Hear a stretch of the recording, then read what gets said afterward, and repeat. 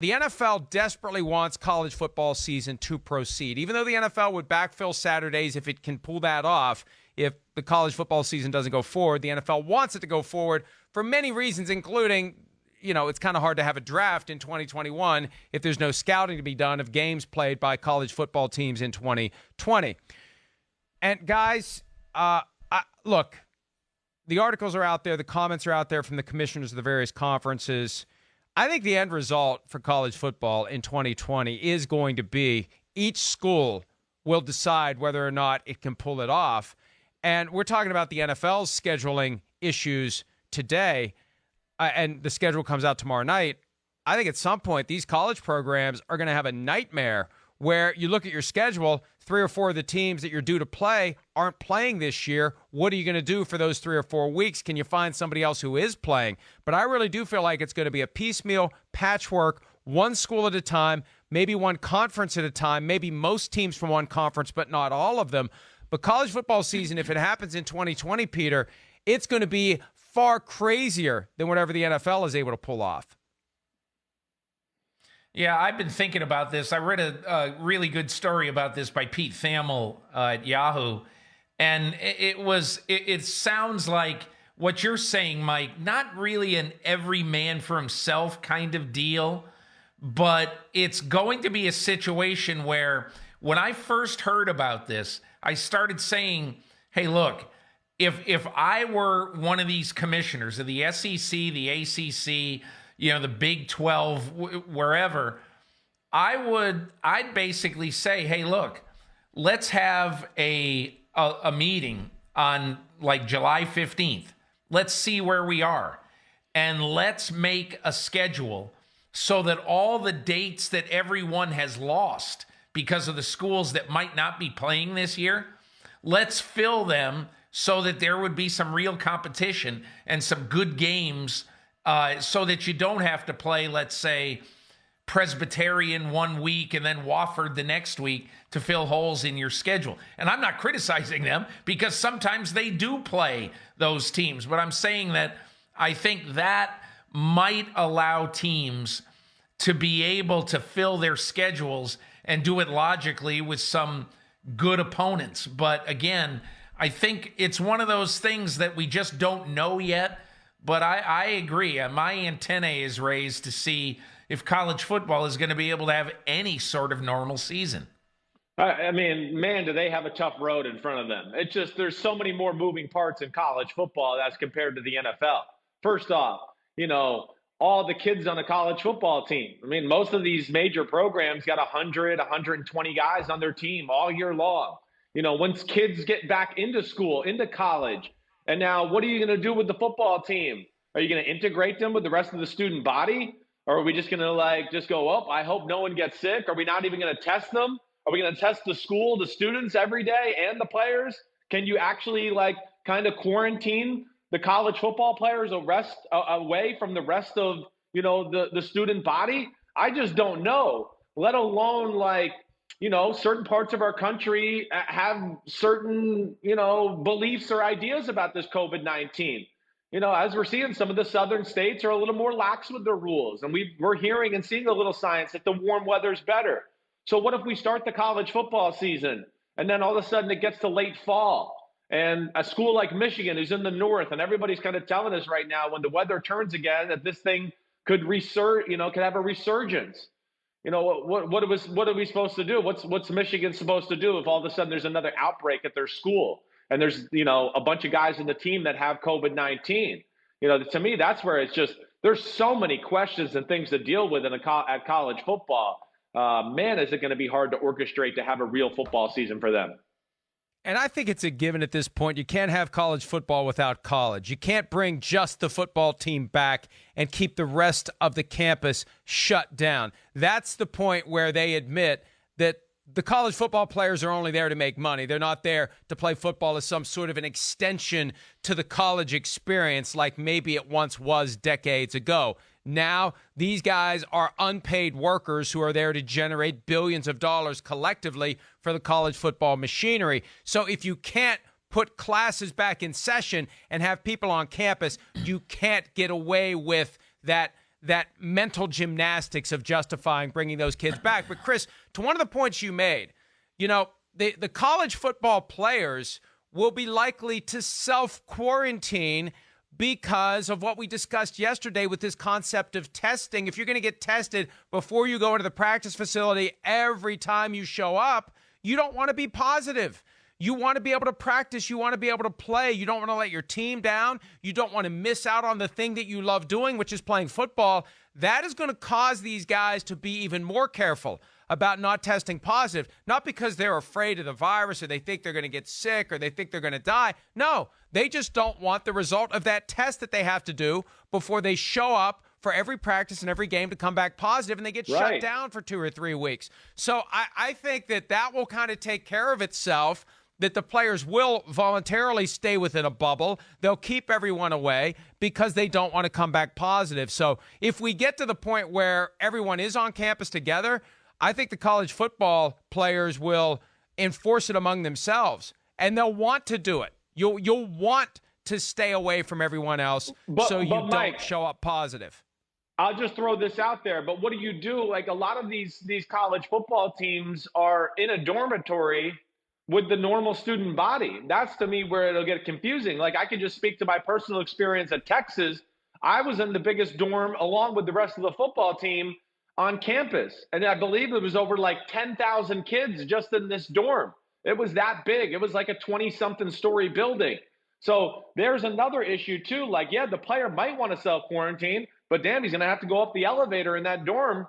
And then he's going to have to go up the stairwell and probably have to get some food in the cafeteria and things like that. That's, to me, where it just becomes really challenging for a college player as compared to an NFL player who has money, has means, can go to the office every day, get in his car, go back to his apartment or house or whatever it may be, and quarantine that way. I just think it's a little bit more of a struggle for the college student.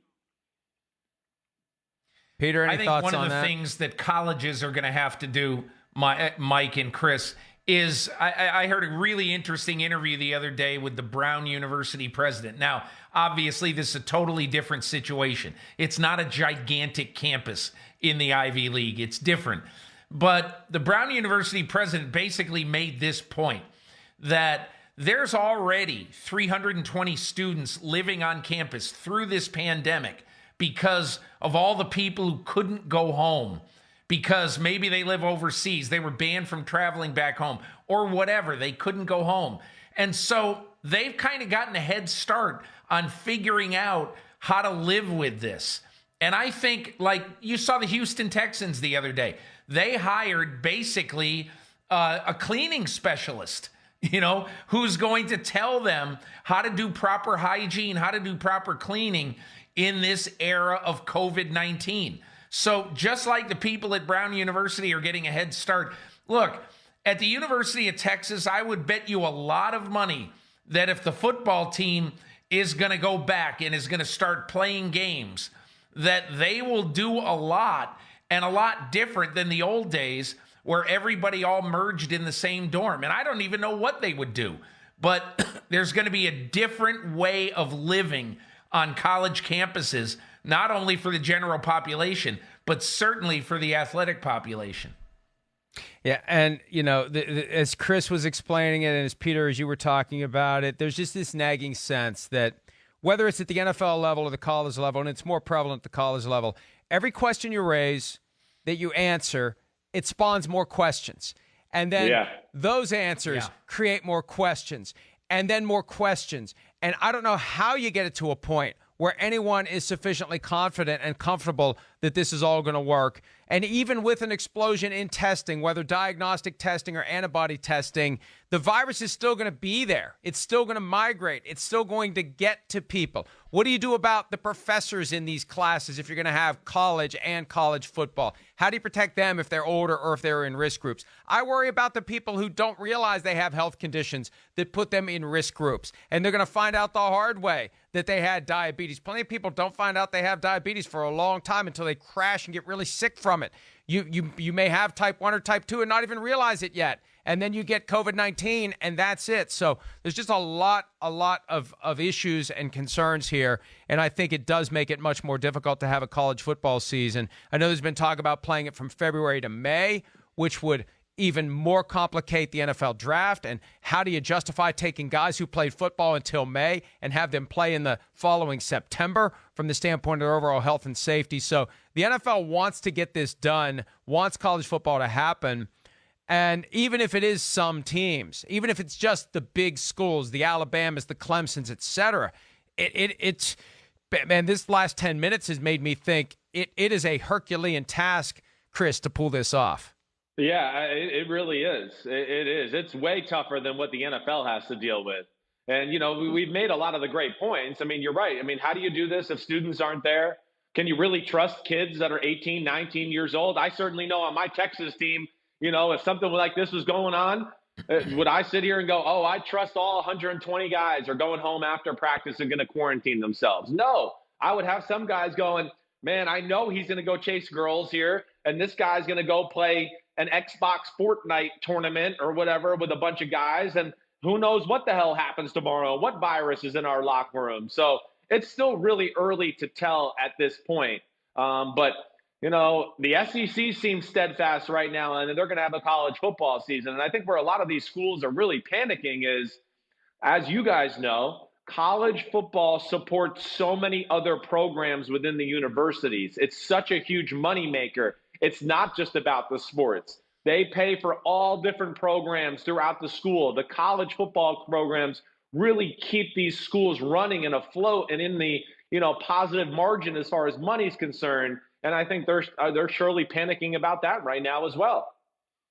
Yeah, and you know, the one thing that college football is going to have a very difficult time doing that we assume the NFL will just do without flinching if they have to is play games without fans. How do you justify a college football game without that pageantry that goes along with it, without the fans in the stands, without the kids there?